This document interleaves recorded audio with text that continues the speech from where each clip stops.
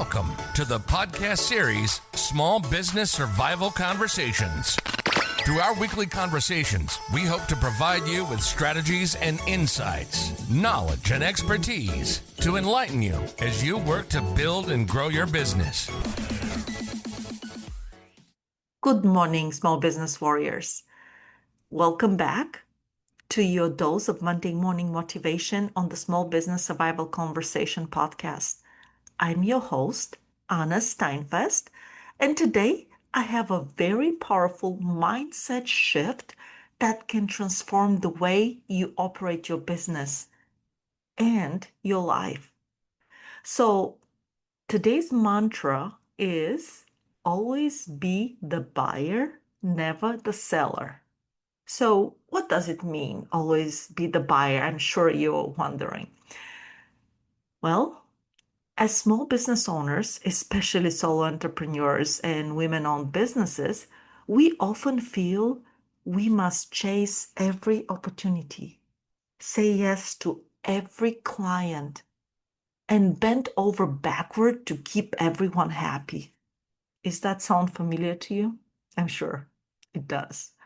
But what if instead you approached every opportunity, every client or relationship as the buyer?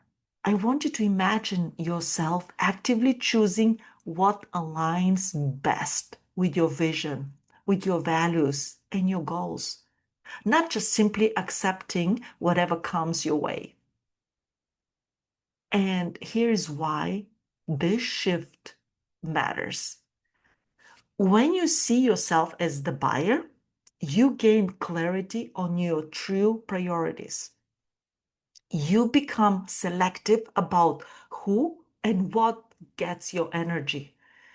You elevate the value you bring because you are not desperate to say yes.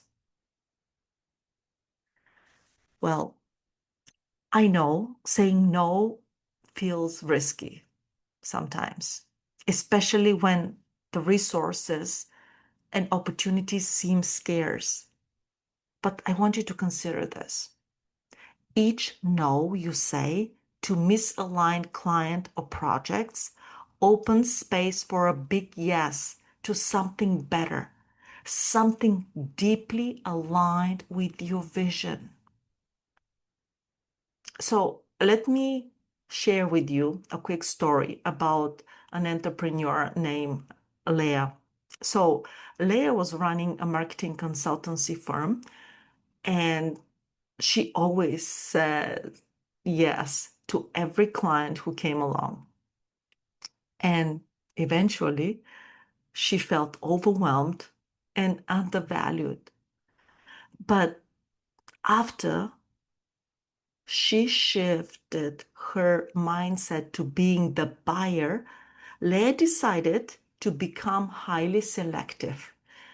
She turned down clients who didn't match her values or expertise. And what were the results, you'll ask? Well, Leah attracted higher quality clients who respected her expertise and happily paid for it.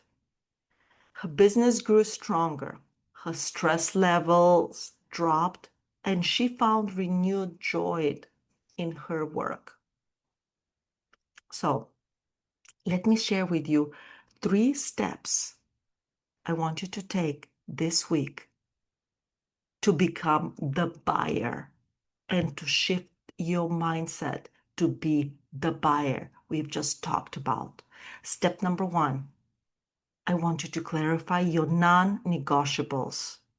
I want you to make a list of 3 to 5 core values or priorities that must align with every business decision or relationship. Step number 2, I want you to evaluate your current commitments.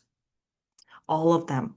Just have a brain dump, write it on the sheet of paper. And then I want you to assess your current clients, projects, and tasks.